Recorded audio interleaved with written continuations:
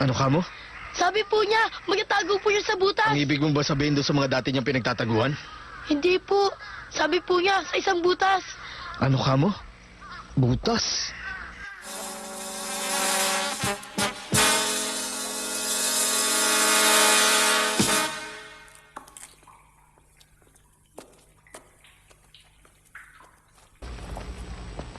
Ito pang tamang daan palabas. Sa palagay ko. Tom, baka mali ang dinadaanan natin, lalo lang tayong malikaw. Pumalik na lang tayo. Titiisin ko na lang yung mga paniki dun sa fountain. Halika na, Tom.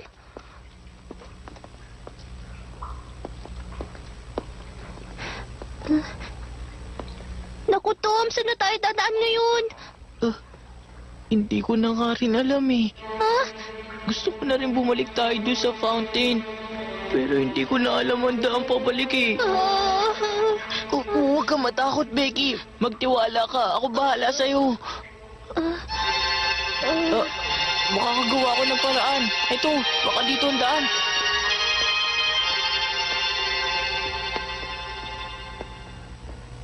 Mga bata! Magsibalik na kayo rito! Aalis na tayo! Babalik na tayo sa ating mong pinanggalingan! Mga bata!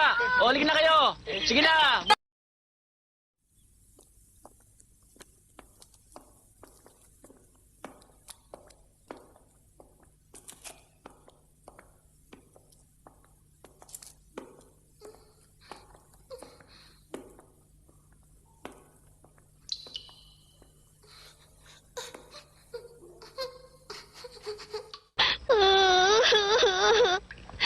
Hindi na tayo makakalabas dito, Tom.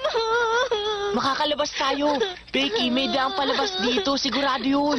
Kanina pa tayo naglalakad din. Hindi nga tayo makabalik dun sa fountain. Naku, Tom.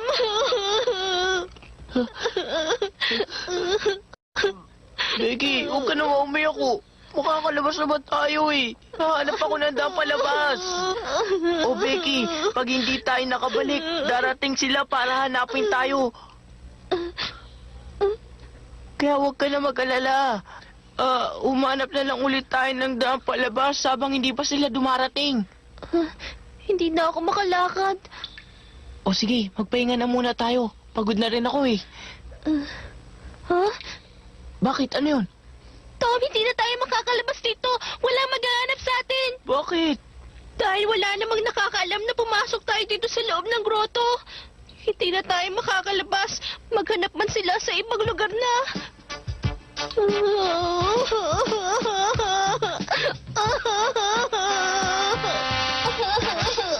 May nakakita ba sa inyo kay Tom kung saan nagpunta?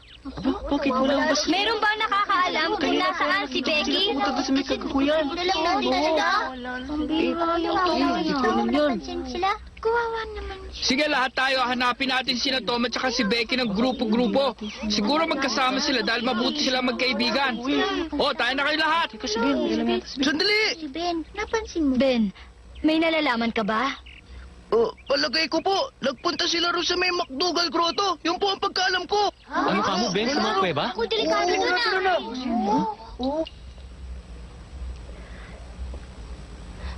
Mawawala na ang sindi. May kandila ka pa ba? Oo, pero kailangan natin tipirin. Ha? Sige ka, pag nagdilim uli, iiyak ako. O sige na, magsisindi na uli ako.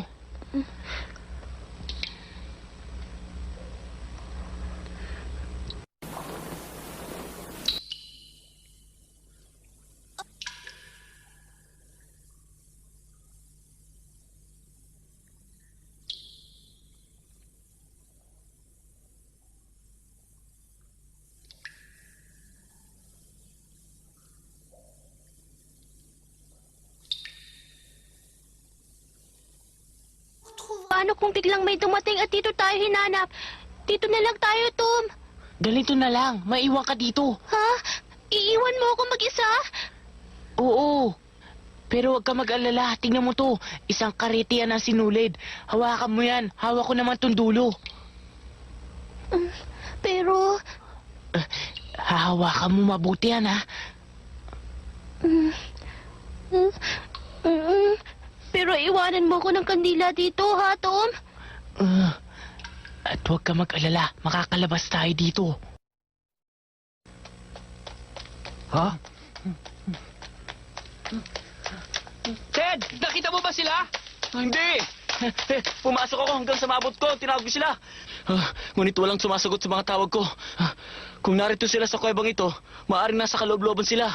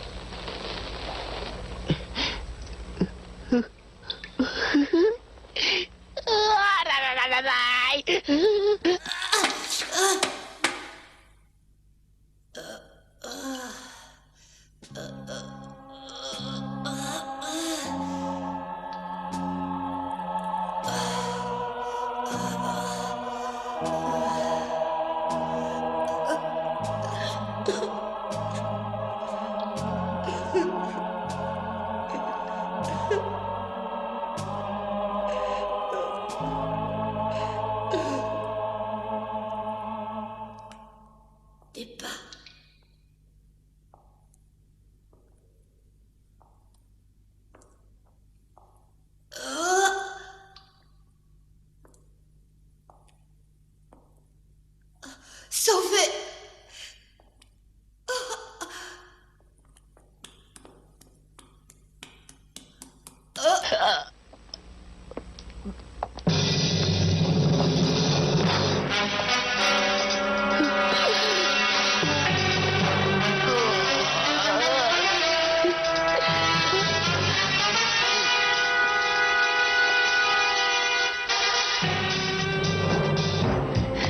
Muntik nang tumigil ang paghinga ko.